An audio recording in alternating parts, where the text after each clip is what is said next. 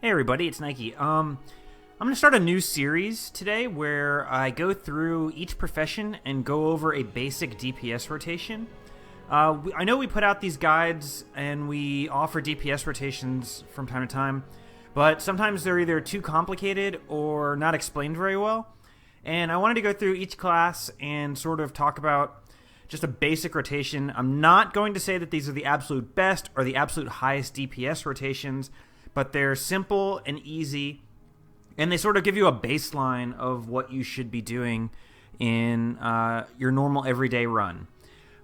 So with that said, if you have any suggestions to improve the DPS rotations or stuff that worked for you as an expert in that class, by all means contribute it.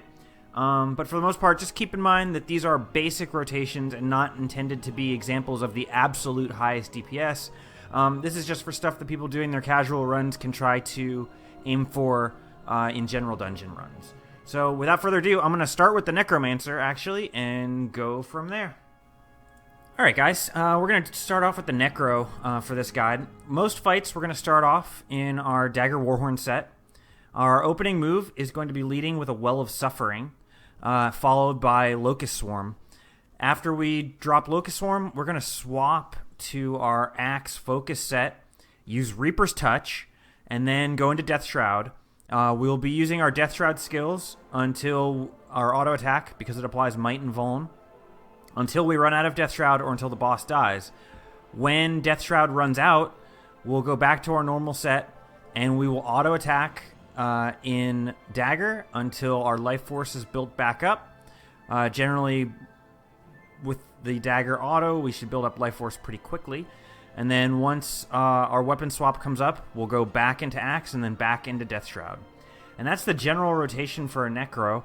I'm going to go and give you guys a visual example of that, but that is it. I know there's some other things that you can do as a Necro player to make it, like I said, a little bit higher DPS and a little bit more refined.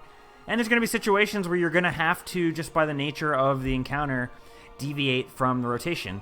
But again, this is just your basic DPS rotation for the Necro. And I'll give you the example, and we'll go from there.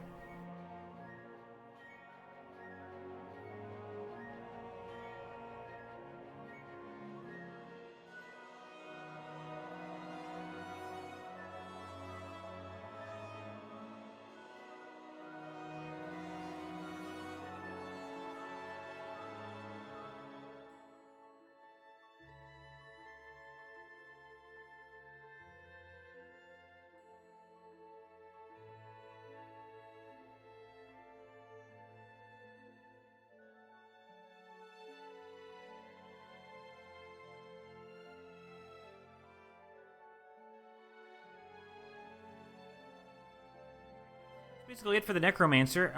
As you can see, it's a pretty straightforward DPS rotation. Mostly just auto-attacking in Death Shroud once you get past the initial opening. So it's easy to master, and it's also easy to improve upon. There's definitely other things you can do, and if fights go longer, there's other ways to restart it. But yeah, it's very basic, and you can improve upon it in a couple different ways. So I'll leave that up to the Necro experts to chime in with what they do. But for all you new Necromancer players out there, that is the general gist of what you're going to want to be doing in dungeon runs. So that's it for today. Thanks for watching, and I hope you enjoy the series.